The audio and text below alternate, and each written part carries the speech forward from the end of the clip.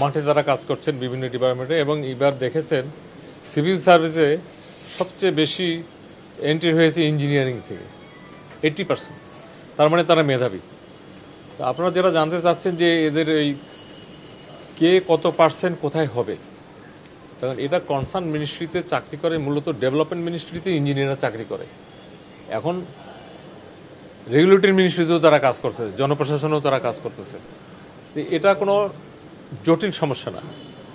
তারা তাদের মিনিস্ট্রি যে কনসার্ন মিনিস্ট্রি অথবা অধিদপ্তরের মাধ্যমে, মিনিস্ট্রির মাধ্যমে এগুলো যদি আমাদের এখানে পাঠিয়ে দেয়, আমরা এখানে একটা সচিব কমিটি আছে, এর আগে জনপ্রশাসনের আমাদের ওএনএম আছে, যেখানে এগুলো অ্যানালিসিস করা হয়।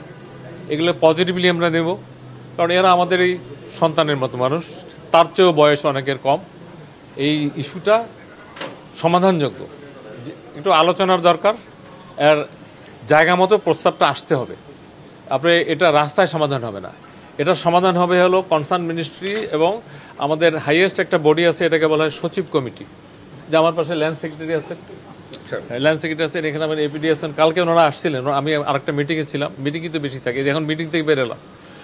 আমার মনে হয় এটা নিয়ে সবাই একটু পজিটিভলি চিন্তা করুক, আর যারা এটার স্টেক হোল্ডার, অর্থাৎ যারা বিএসসি ইঞ্জিনিয়ার বলে আর ডিপ্লোমা ইঞ্জিনিয়ার বলে, তারা তাদের এই বিষয়গুলো স্মারকলিপি আকারে, এবং অনেকে কিন্তু এগুলো নিয়ে অনেক ভালো রিসার্চ করেছেন, তাদের কাছে আইন কানুন আছে, ওগুলো যদি অ্যাটাচ করে দেয়, আমরা অল্প সময়ে এটা সমাধান করে দিতে পারবো।